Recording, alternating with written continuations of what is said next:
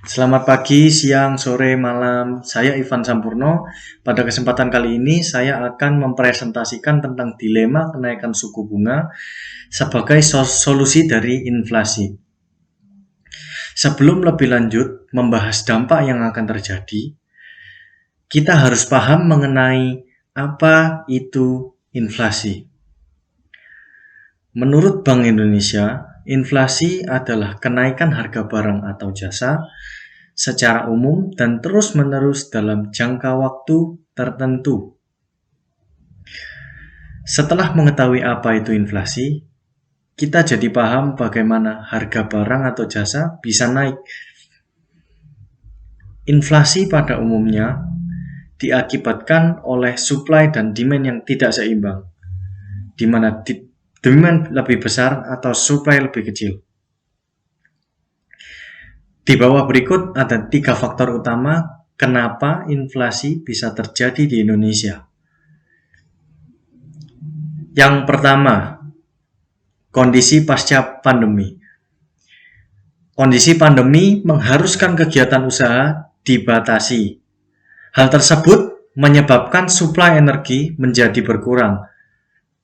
Ketika pandemi telah usai dan kegiatan usaha kembali normal, maka suplai energi tersebut tidak akan bisa mengimbangi demand yang ada di industri masyarakat. Faktor yang kedua, perang antara Rusia dan Ukraina. Seperti yang kita tahu, perang pasti membutuhkan kendaraan tempur. Perlu diperhatikan, kendaraan tempur membutuhkan konsumsi BBM yang banyak, sehingga hal tersebut bisa mempengaruhi suplai BBM yang beredar di masyarakat. Selain itu, Rusia juga menjatuhkan sanksi kepada beberapa negara bagian barat. Sanksi tersebut berupa pemutusan ekspor gas bumi yang dihasilkan oleh Rusia. Faktor yang terakhir, naiknya harga komoditas energi. Negara barat yang terkena dampak sanksi dari Rusia menyebabkan energi di sana menjadi langka.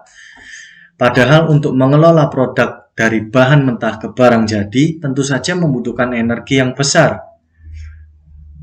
Hal tersebut membuat negara barat mengambil alternatif dengan mencari alternatif komoditas energi yang menyebabkan harga komoditas energi menjadi naik. Selanjutnya ada definisi suku bunga. Suku bunga dapat diartikan sebagai balas jasa yang diberikan bank kepada nasabah yang membeli atau menjual produk dari bank tersebut. Balas jasa yang dimaksud di sini adalah uang. Di Indonesia sendiri, yang berwenang atas kenaikan suku atau penurunan suku bunga adalah Bank Indonesia. Selanjutnya, pada slide ini akan dijabarkan dampak positif dan negatif dari kenaikan suku bunga. Yang pertama, bunga kredit dan deposito naik. Kenaikan suku bunga acuan biasanya langsung akan direspon oleh perbankan dengan cara menaikkan suku bunga kredit dan deposito. Kenaikan suku bunga kredit biasanya berpengaruh pada berbagai pinjaman yang bersifat floating, terutama kredit konsumsi seperti kartu kredit, kredit perumahan rakyat, kredit multiguna, dan kredit yang lain-lainnya. Selanjutnya ada dampak positif kedua, yaitu lebih banyak orang yang menabung.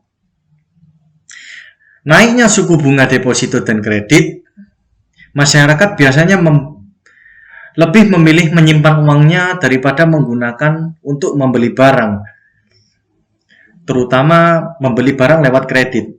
Apalagi suku bunga jauh lebih tinggi daripada inflasi.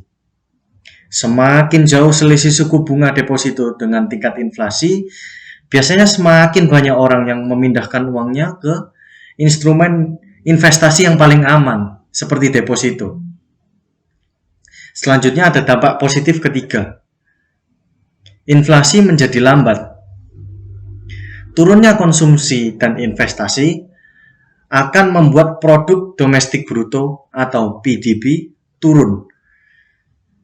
Selain itu, Kenaikan harga-harga juga sulit terjadi karena turunnya konsumsi. Hal tersebut mengakibatkan inflasi berada dalam level yang rendah. Dampak positif yang keempat, cadangan devisa tidak akan terkuras untuk menstabilisasikan kurs rupiah. Rupiah yang stabil akan membuat cadangan devisa Bank Indonesia tidak tergerus. Seperti yang sudah-sudah, Bank Sentral harus melakukan intervensi besar-besaran untuk meningkatkan suplai dolar Amerika Serikat di pasar melalui cadangan devisa. Selanjutnya, kelima, outflow terkendali dan rupiah stabil. Kondisi ini bisa tercapai jika yang menerapkan kebijakan kenaikan suku bunga hanya Indonesia. Investor cenderung akan masuk untuk berinvestasi di Indonesia. Capital inflow yang bagus ini dapat membuat kurs rupiah menjadi lebih stabil, cenderung menguat. Setelah memaparkan dampak positif, kali ini berikut dampak negatif yang bisa terjadi saat suku bunga dinaikkan. Yang pertama, konsumsi dan investasi turun. Akibat banyak orang yang menyimpan uangnya, otomatis konsumsi rumah tangga pun ikut turun. Tak hanya itu, perusahaan juga enggan mengambil pinjaman yang sudah dialokasikan perbankan karena tingginya suku bunga kredit. Dengan demikian, perusahaan akan menahan belanja modal, baik melakukan ekspansi bisnis maupun mendirikan pabrik baru. Lalu ada dampak negatif yang kedua. Pertumbuhan ekonomi akan melambat. Turunnya konsumsi dan investasi akan membuat produk domestik bruto turun. Selain itu, kenaikan harga-harga juga sulit terjadi karena turunnya konsumsi. Inflasi pun akan terjadi dalam level yang rendah. Begitu juga dengan pertumbuhan ekonomi pasti akan ikut berada di level yang rendah karena tingkat konsumsi rumah tangga yang rendah. Yang ketiga ada capital outflow tidak terkendali dan rupiah tidak stabil. Ketika ekonomi global serempak mengalami inflasi, maka The Fed akan menaikkan suku bunga acuan. Hal tersebut bisa mengakibatkan dana asing yang ada di Indonesia keluar atau kita sebut divestasi. Sehingga nilai tukar rupiah tidak stabil dan cenderung melemah terhadap dolar. Nah, dari pembahasan-pembahasan tadi dapat disimpulkan bahwa inflasi dapat terjadi di suatu negara ketika adanya ketidakseimbangan antara supply dan demand. Dan dari penelitian dampak-dampak yang dapat terjadi dari segi positif dan negatif, ketika menaikkan suku bunga, kebijakan ini bisa dijadikan solusi untuk menghambat inflasi. Karena suku bunga sudah terbukti berperan sebagai alat yang menyeimbangkan supply dan demand di suatu negara. Sekian presentasi dari saya.